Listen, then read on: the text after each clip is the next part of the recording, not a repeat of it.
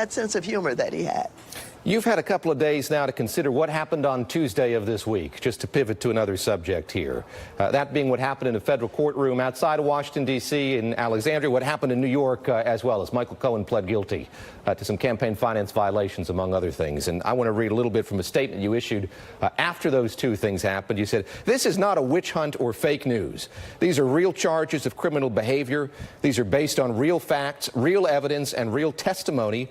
And in the final analysis, all of this will lead to real articles of impeachment." We'll get to that last part here in just a sec. But let's start with what changed this week. What happened on Tuesday, how that changes the narrative surrounding this president. Well, I think that it has been difficult for many Americans to keep up with everything that's been going on in this investigation. There's so many parts to it, so many new names that are introduced almost on a daily basis. But I think what happened have to focus people on some individuals that they had been hearing about and the charges that were being initiated.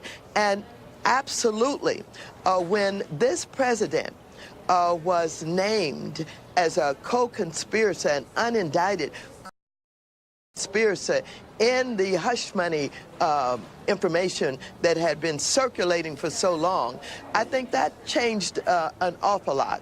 I think that when Cohen came forward and he was able to certainly appear to be very truthful about his role and the role of this president, I think that people began to understand it's something real about all of this. There's some truth being told here.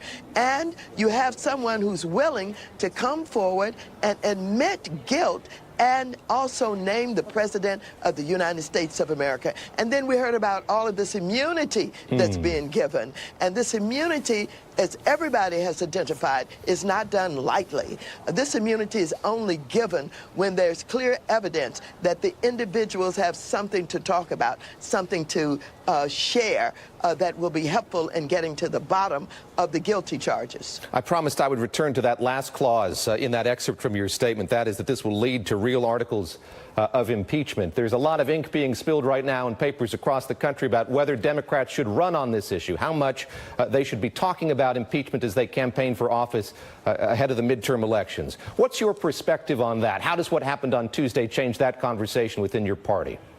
Well, let me just say this. You know, I've been talking about impeachment for a long time. And my party has not made this their central issue. They have insisted they need to talk about the issues that they believe are central to the concern of the American people. They wanted to make sure that the American people understand and have always understood that Medicare is very important, that Medicaid is very important, that the Obamacare initiative that was signed into law and has been active in making sure that every human being, every citizen, opportunity to have health care. These are the issues that they've been talking about. They wanted to keep at the American forefront. You know, I've been saying we can walk and chew gum at the same time. There's no reason why we shouldn't talk about those issues, but allow the American people to understand that we know something is going on and that we have seen this president act in ways that precedent has, is such that we've never seen anybody act in the way that this president is acting, say the things that he said, tell the lies that he's been told. And I believe that the American people want us to at least acknowledge that we know something is going on here and that somebody is responsible for putting this nation in danger and aligning themselves with Putin and the oligarchs and the Kremlin. What is this all about? And I think we have a responsibility to talk about it, and our committees of Congress should have had hearings about it. So I think we can do both. And I know that there are those who are concerned that somehow if you talk about impeachment, you're just going to, fire up the hardcore constituency of this president. Well, they're fired up already. Don't forget, this president said he could he said he could stand on Fifth Avenue and shoot down Fifth Avenue and I guess shoot somebody and still get away with it. So all I'm saying is that I think that we have a responsibility to talk about what is going on, to explain what impeachment is,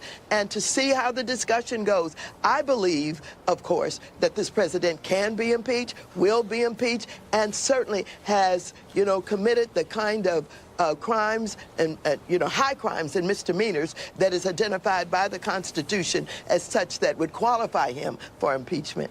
Congressman, always great to speak.